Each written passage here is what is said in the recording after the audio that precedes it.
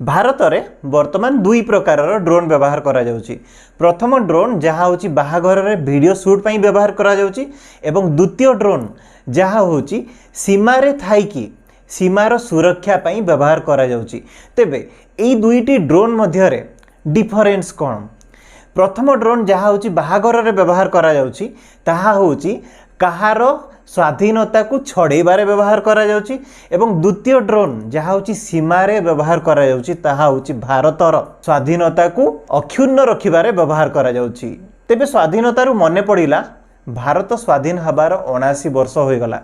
एही 79 वर्ष मध्य रे देश बहुत किछि देखिछि, ताहा कारगिल युद्ध हो किंबा सर्जिकल स्ट्राइक हो, एयर स्ट्राइक हो किंबा वर्तमान एई रिसेंटली घटिथिबा ऑपरेशन सिंदूर हो।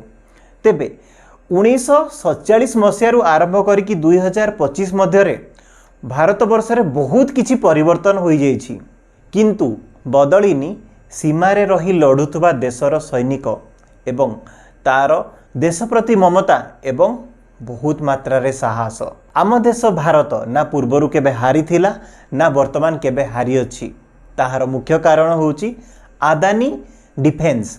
जेबे आदानी डिफेन्स भली कंपनी भारत रे अछि एवं गौतम आदानी भली देशप्रेमी आम भारत रे अछंती, तेबे जानंतु आम देश भारत सुरक्षित हाथ रे अछि।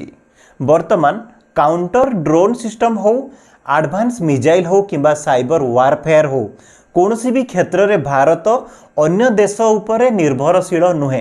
कारण जेबे आदानी डिफेन्स भली कंपनी आम देश भारत रे अछि से पर्यंत भारत आत्मनिर्भरशील अछि।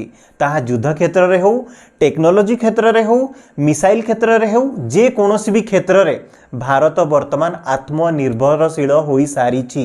तेणुकरी युद्ध रे वर्तमान कोनोसी बाह्य शत्रु भारत को डरै पारिबे नाही। एही कहानी केवल 79 वर्षर कहानी नुह, एही कहानी मो देश भारतर स्वाधीनतार कहानी अटे। एही कहानी आत्मनिर्भरशीलतार कहानी अटे। Happy independence day. जय हिंद, जय भारत।